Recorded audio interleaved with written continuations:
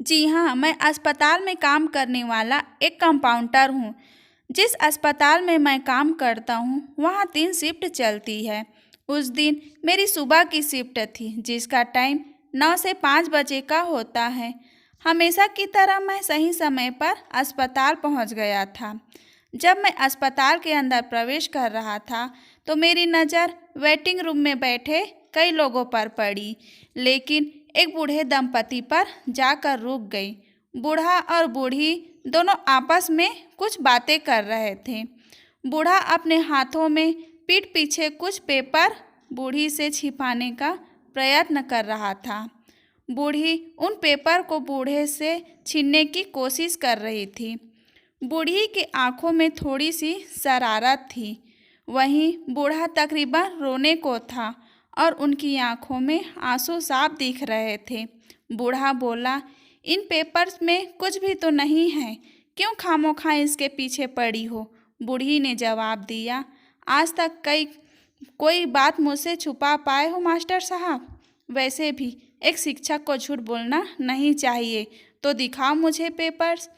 बूढ़ा फूट फूट कर रोने लगा और बोला, नर्मदा, कैंसर है तुम्हें? 1 महीने बाद इस दुनिया में अकेला छोड़कर मुझे चली जाओगी। ये रिटायर मास्टर अपनी जिंदगी भर की कमाई देकर भी तुम्हें कैंसर की कीमत नहीं चुका पाएगा।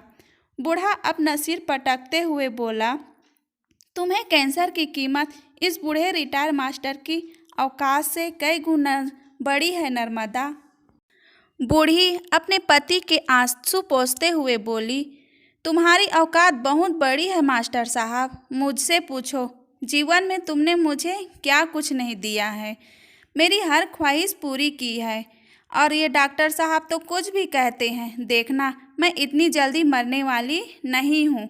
कैंसर के असहाय दुख से गुजर रही बूढ़ी अपने पति के दर्द को कम करने की कोशिश कर रही थी। वह अपने पति को गले से लगाकर कह रही थी कि अभी तो मत रोइए, अभी तो मैं जिंदा हूँ। मैंने अपनी आँखों के सामने सैकड़ों मरीजों को देखा है।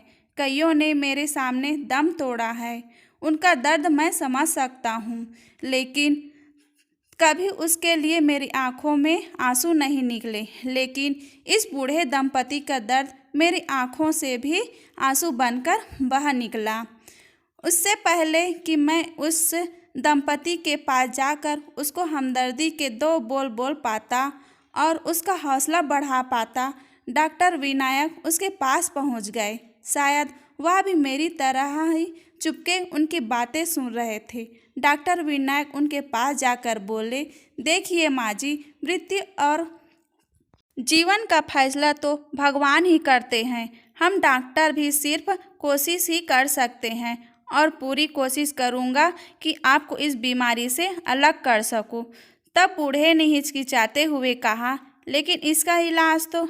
इससे पहले कि वह अपना वाक्य पूरा कर पाते, डॉक्टर विनायक बोलिए, आप इसकी चिंता मत कीजिए, मैं इसकी जिम्मेदारी मैं लेता हूँ। बूढ़ी ने डॉक्टर विनायक से पूछा, लेकिन आप यह सब क्यों करोगे?